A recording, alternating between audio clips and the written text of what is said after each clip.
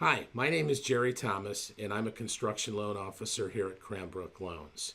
Almost every day, I get phone calls from people that want to build a new home but don't understand the construction lending process. So I've taken a little time and I've put together this PowerPoint presentation to tell you a little of the basics of construction lending. I hope you find it useful.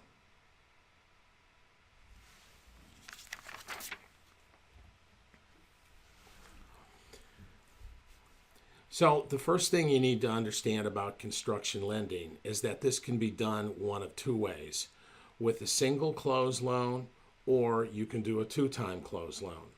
Now, I think everybody in the industry agrees that if you can do this as a one loan process, which means there's one application, there's one closing, there's one appraisal, you start out as a construction loan, but then this loan just rolls right over into your end loan. I think we all agree that that's the way to go.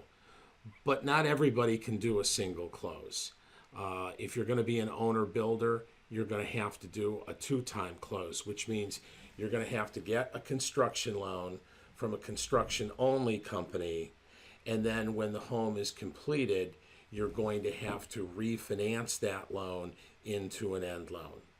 So unless I tell you otherwise, assume that any loan that I ever speak to you about is a single close loan and will be your construction funds and your end loan funds.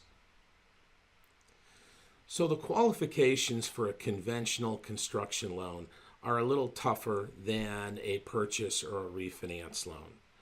First off, you're going to need at least a 10% down payment or 10% in land equity to qualify for a construction loan. Plus, you're going to need your closing costs too.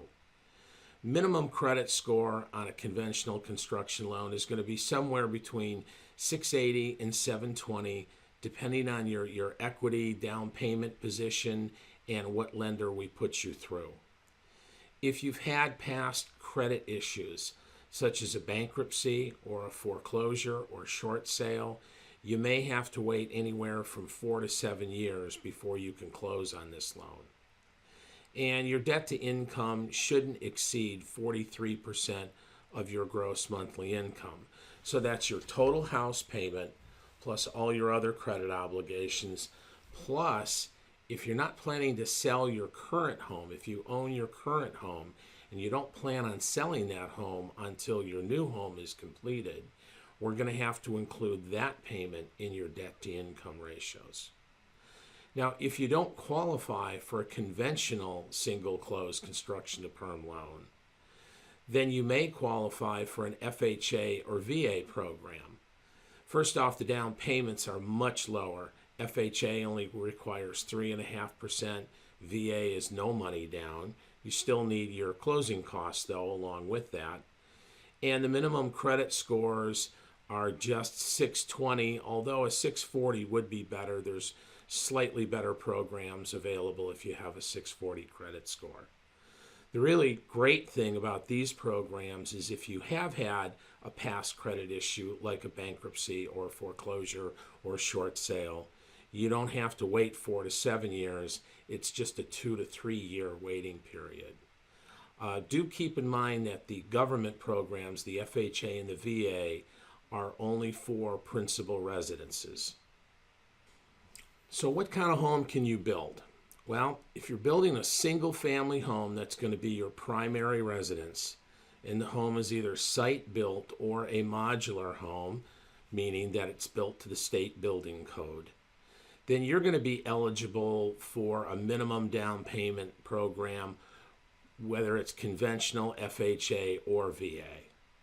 Now, when we start getting into vacation homes, investment properties, duplexes, log homes, manufactured homes, or homes with high-end features, homes that are on 10 acres or more, all of these are a little tougher to get sale comps on, or lenders have overlays.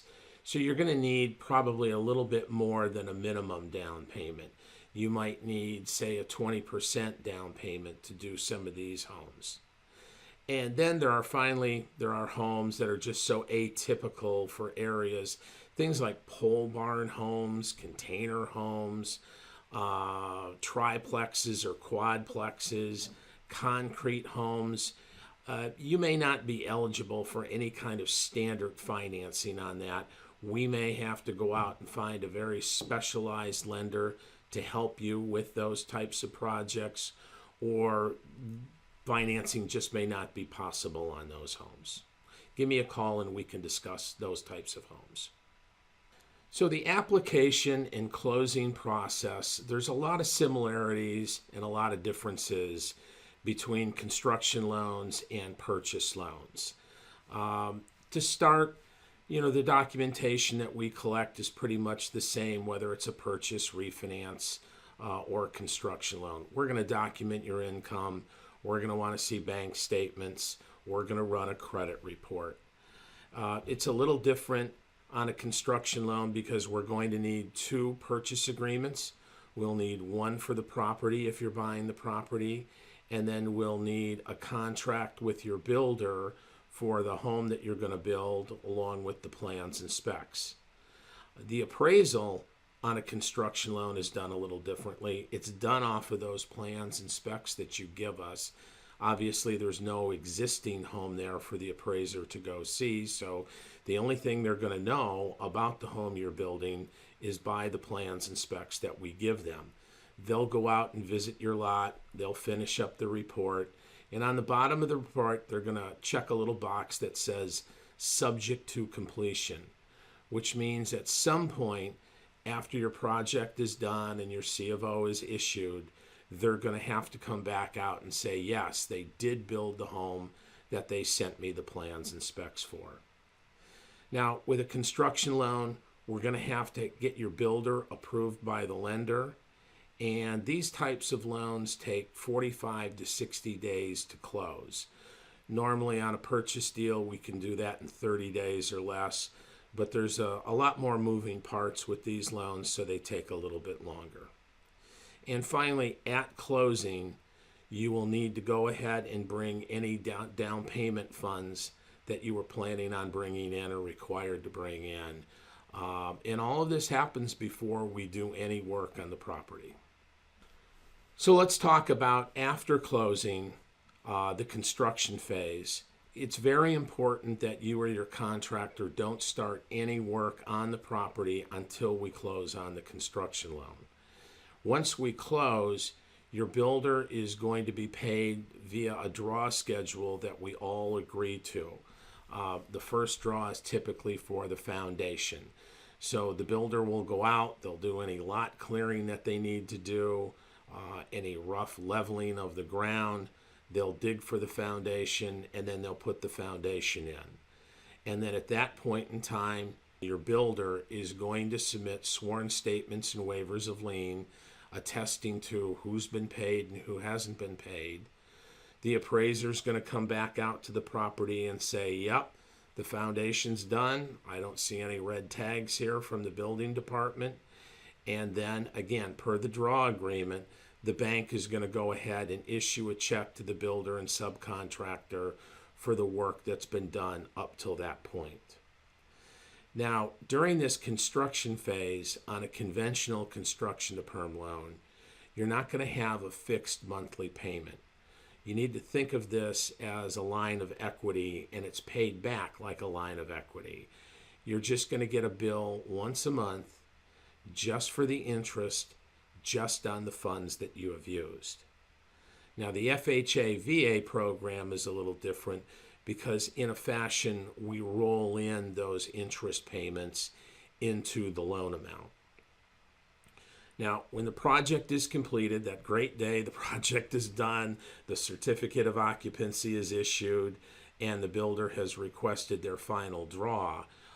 When that day comes, the process kind of hits a fork in the road, and if you were doing a single close loan, the bank is going to send you out what's called a modification agreement, where they're just going to let you know, okay, your loan is being modified from an interest-only construction loan to your 30-year, 15-year fixed-rate mortgage. and your first payment is due on this date. If you've done a two-time close, then we have to start the process of refinancing you into that end loan. So how do you get started with all of this? Well, I'd recommend that you work with an experienced construction loan officer that offers a wide range of products, not just one program that their company offers. The key here, though, is working with someone experienced. As I like to say, this is the deep end of the mortgage pool. Anybody that's been in the business a year or two and has a good processor should be able to help you with a simple purchase or refinance. But construction lending is a lot more complex. I've got almost 30 years experience doing these loans. I'd love to help you with this loan. One of the ways you can find out about my experience, or really anyone else that you're talking to, is to go to the website you see on your screen there, the nmlsconsumeraccess.org site. This is the licensing system all of us loan officers have to go through. If you go in there and put in our names or our NMLS number, that's the National Mortgage Licensing System number. If you put either of those information in there, you'll be able to pull up what states we're licensed in, what companies we work for, if we've ever had any complaints against us. And I think one of the most important features on this site is you can actually look up who someone has worked for and for how long. I just, really caution you to stay away from people that have only been in the business a year or two and have only spent time with companies that strictly do refinance work. Like I say, it takes a lot of experience to get these loans closed, even in that 45 to 60-day time frame. If you work with somebody inexperienced, you could find yourself 3, 4, 5, 6 months into this process and you're still not closed. So after you find someone you're comfortable working with, you should get pre-qualified. And this is a pretty similar process to when you're purchasing a house or doing a refinance. We're going to want the documents on the screen there, your 2 most recent pay stubs, last 2 years W-2s, current bank statements. We're going to run your credit report, and we're going to see if on the face of it you meet all the requirements for the program. If you already own your land, we'd love to see the settlement statement, a survey of the property. If you're going to be buying your land, eventually we're going to need that purchase agreement for the land.